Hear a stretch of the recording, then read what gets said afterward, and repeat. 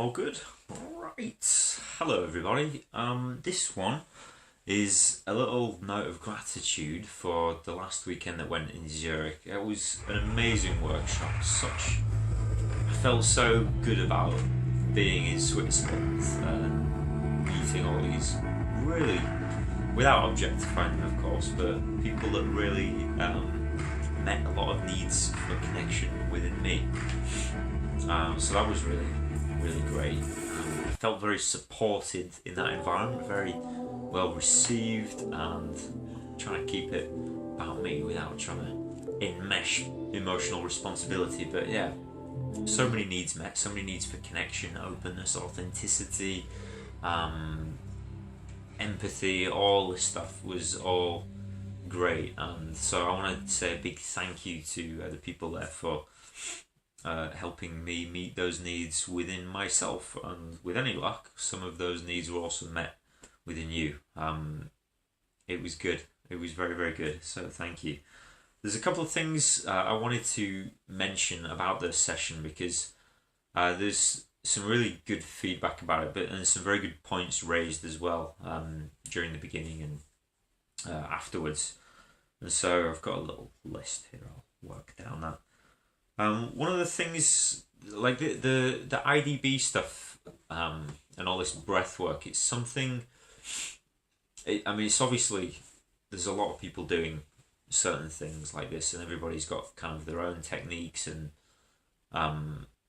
they're all good. They all kind of work for certain things and in certain ways. For me, the music that I kind of mixed into the track, and the breathing and stuff, it's what works for me. Like, I developed it for me. It wasn't something that I'd initially thought, right, I'll bring this out to other people, whatever. It was something that the tracks are kind of specific and meaningful to me, and they work for me. Like, they trigger the things at the right times, and I don't know, there's something about it that just really kind of resonates for me. So it's really all about me. It's really all about me with this kind of work. Obviously, that's an exaggeration, but what I'm trying to say is, if you get something from it, then I'm really happy, and I do want this kind of feedback, so I can keep working with it more and developing it more. And there is other tracks, and there's I've been putting together like a kind of a different range of certain songs, certain kind of moods to the tracks. So I recognize how well it's been working for me as a kind of a personal practice to do this kind of stuff daily now, pretty much. And so I do want to stretch it out a little bit and add in certain songs and incorporate different elements so it works for other people too. I'd love to do that. I think it's something that I'm very kind of passionate about, is this music mixing and just breathing really hard and really strong. That's it's good news. So yeah, feedback is great. I really enjoy that. I really enjoy like talking to people about their experience and what worked for them and what didn't. So very good. Thank you for that. The another point that was raised, a really kind of a good point, is that in that kind of space when we're doing the exercises, it's very important to be very responsible for your own space. Like, I'm not a shaman. I'm not trying to pretend to be like a preacher or a spiritual whatnot, this, that, or whatever. I already tried that, and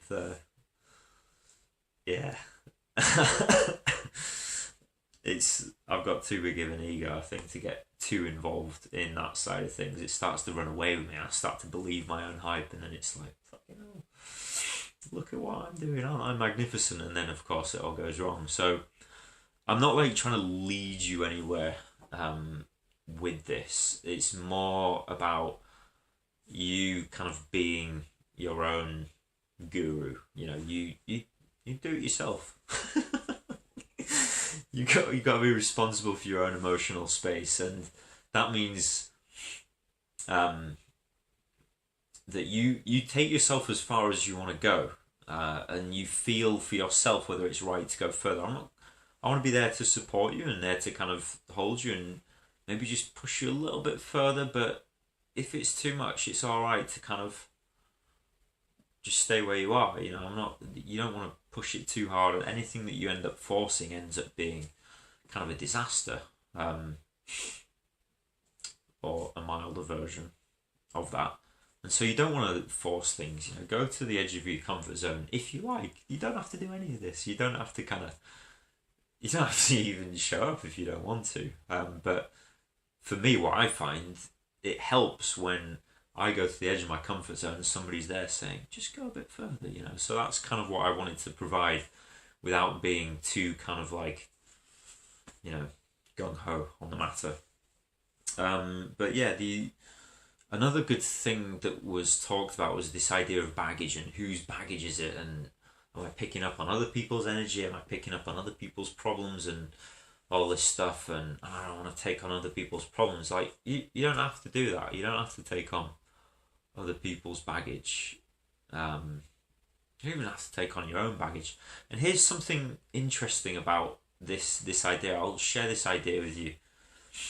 That, you know, baggage, when you say you have baggage, you're defining, you know, what you're resisting is the thing that's kind of giving it definition. So I don't believe there is such a thing as my baggage and somebody else's baggage.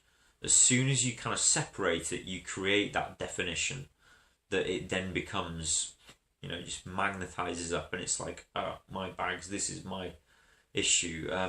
And it becomes like this objectified particle thing, this kind of, the wave snaps into a particle and it's like, my baggage.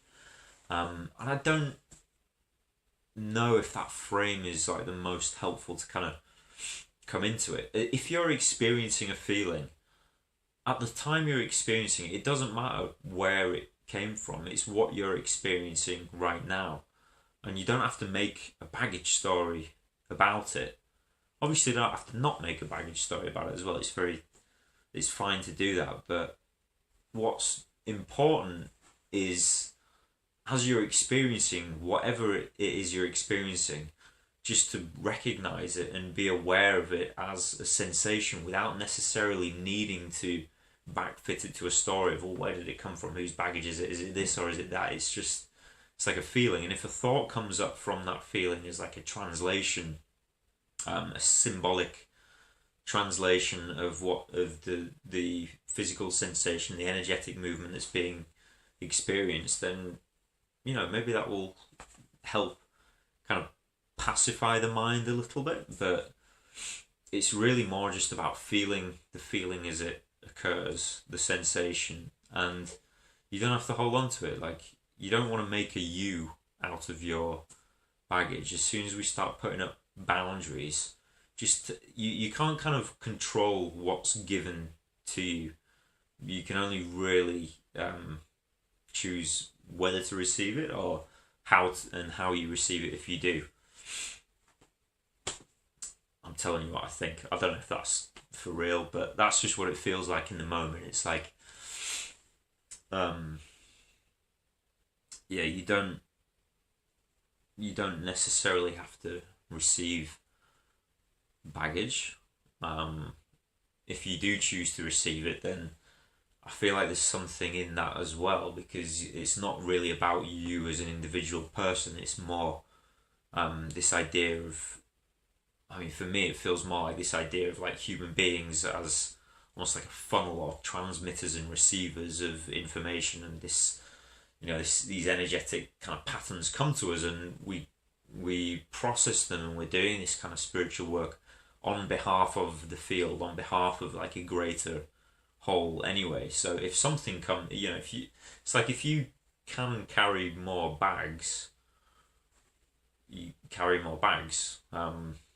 That's probably a bad analogy, because then you're going to be picking up emotional baggage. Like, I'm strong because I'm picking up emotional baggage. But I think what I'm saying is, like, if you're more sensitive to this kind of stuff and you're able to like process more on behalf of the whole, on behalf of the field, these energetic patterns are not exclusive to us. You know, we're sitting here thinking, this is my pattern, this is my baggage, and it's not. It's like you don't have any of these knots in the psyche without a language first to think them in. You know, you can't kind of define something without these words. So you get this language, and then it creates these thoughts which start to build boxes around the things that you're feeling. And as you're building these boxes around the things that you're feeling, you got to kind of recognize that this language that was given to you, this is something Alan Watts talks about. It's like this language was given to you. It's not kind of yours. So the things that you think are your deepest thoughts are not your thoughts. You know, they're not your feelings. They're just things that are coming to pass. They're not things that are coming through to stay. It's like listening to the radio, and here comes a sentence or a thing. It's like, this is mine because I heard it, and now I'm repeating it in my head. It's like none of it belongs to you. It just passes through, and the more awareness can just allow that to happen, and yeah, it is better. The other thing was that the track, said like I made it for me, it's supposed to be a little bit confrontational. Like, it's supposed to prod and poke and be triggering, and there's bits that are supposed to be a bit uncomfortable, because that's the stuff that I don't want to get into this whole pain avoidance thing. Like, I see so much of kind of new age spirituality that's like this bubble, this bliss bubble, this kind of blissing out, and there's, you know, I'm not so interested in that. If you are interested in that, that's great. You can, you know, there's a reason why that exists as well. But for me, I'm more interested in this wholeness kind of thing, where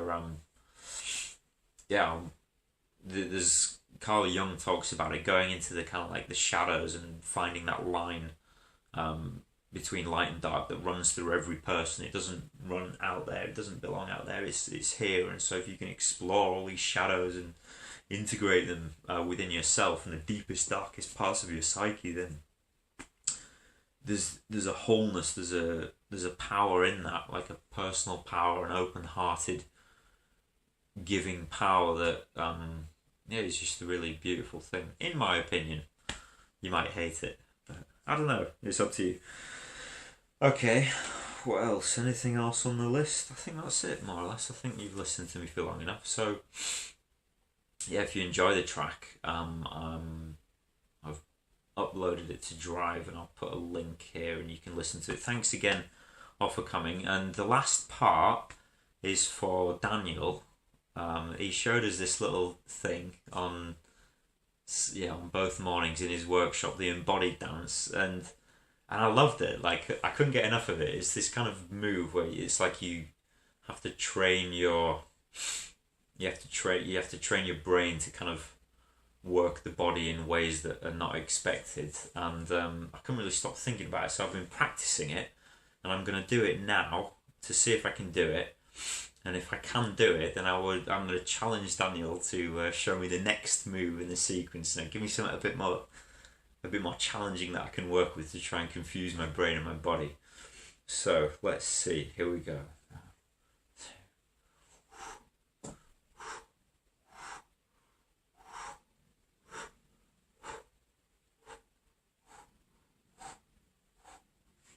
There we go. I've got it. All right. That's evidence that this thing works. Brilliant. Okay. I look forward to speaking to you all again. I've enjoyed this video. It's nice. It's late here now, so I'm going to go to bed. But thanks again, and I'll speak to you very soon.